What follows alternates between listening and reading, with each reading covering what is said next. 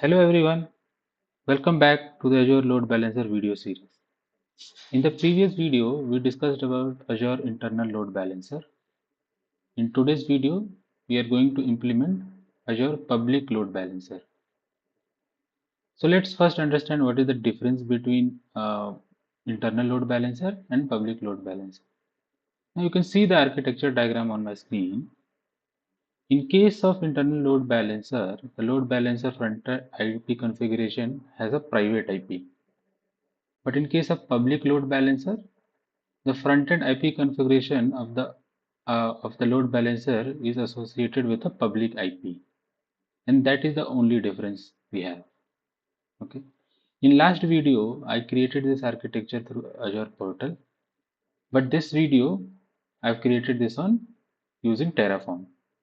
So let's first go and check our Terraform code. Okay. But before we go that to the code as well, let's understand the component that we need to use or create through Terraform to create this architecture. So as you see, the first thing that we need is the resource group, is the high level container which will contain all our resources. Then after creating the resource group, we need a virtual network. Within the virtual network, we need a subnet which will have our backend pool or the VMs, okay, which will basically handle our traffic from the from internet. Now we have need to have a front-end IP configuration, which will be associated with a public IP.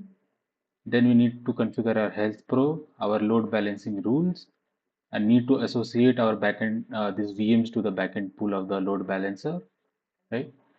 Since we are going to use internet to testing, we actually don't need Azure Bastion here. Okay, but since this diagram I've taken from Microsoft, their diagram has this, but we are not going to create it. Now, since we after we have discussed what we need, let's go to the Terraform. Let's go to Visual Studio Code and examine our Terraform code. So, as you see, I'm using a subscription which already has a resource group created, and I cannot create any new resource groups. So I'm using this data block to get the information about that resource group. This is my resource group, and then I'm again using that information. I can create resources within that resource group only. Okay, so this can also be a point, right, where you want to get data from, or if some information about the resource which already exists. This is what we can use in Terraform. So this is my resource group. Then I've created a virtual network, right? And the address space I've given is this, right? And within the virtual network, I have a subnet, right, with this address space. This is sufficient to host my workloads, right? And this will have around 255 host addresses, out of which I need to hardly use two, right? Two or three. Then I have a network security group which will be attached to my subnet that will allow all the TCP inbound. Uh, our backend VMs can process those TCP inbound, right? Since this is the destination I have given, right? Which is nothing but my subnet. Yeah. After creating the virtual network virtual network, the network security group, I am associating with the subnet. You see, example ID, right? Then we are creating a public IP which will be associated with the front-end IP of the load balancer. And to test this load balancer, we are going to create two virtual machines. Since we are creating two virtual machines, we need to create two network interface card. Okay. After that network interface card, we are associating with the backend pool of the load balancer. If you remember in my previous video, I had showed that while configuring the backend pool, either we can choose the NIC or the IP, right? But with this Terraform code, we are selecting the NIC, the network interface card of the VM. And in my previous video, I also explained what is the difference between the selecting the two. If you select a NIC or IP, what will be the difference? And for the Azure virtual machine, we need to generate some random passwords, right? We need to have a user ID or password. In one of my video, I also discussed about how using SSH key instead of password. If you are interested, you can check my that video that I've created. But here we are going to go with password. So we are creating two virtual machines, right? You can see the uh, code is quite simple, and I have discussed all this thing in my one of my previous video as well. After that, we are installing this extension, and that can be done using this resource block.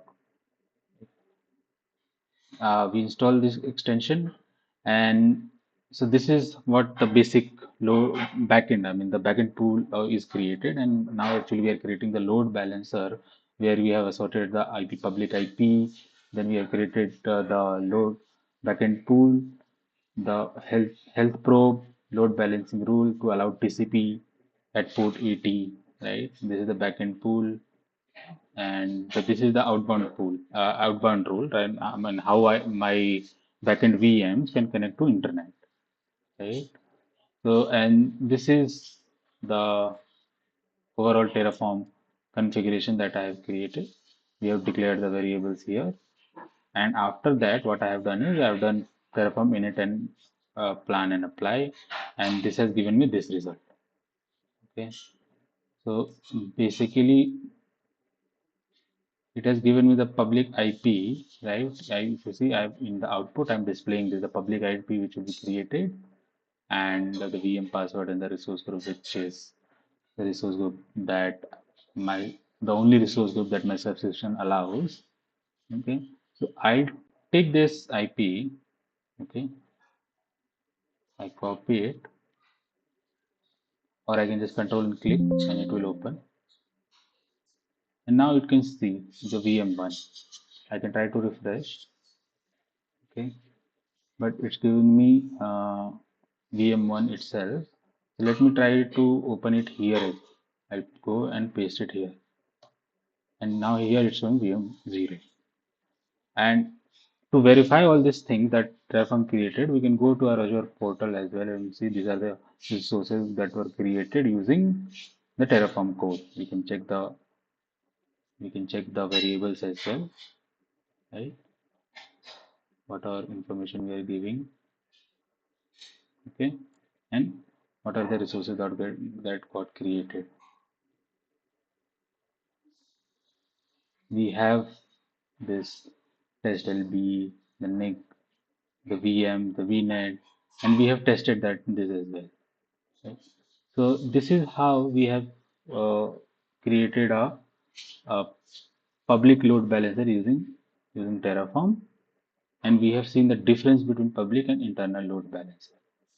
So I hope this video was useful to you, and if you want to see more such videos, please subscribe to my channel.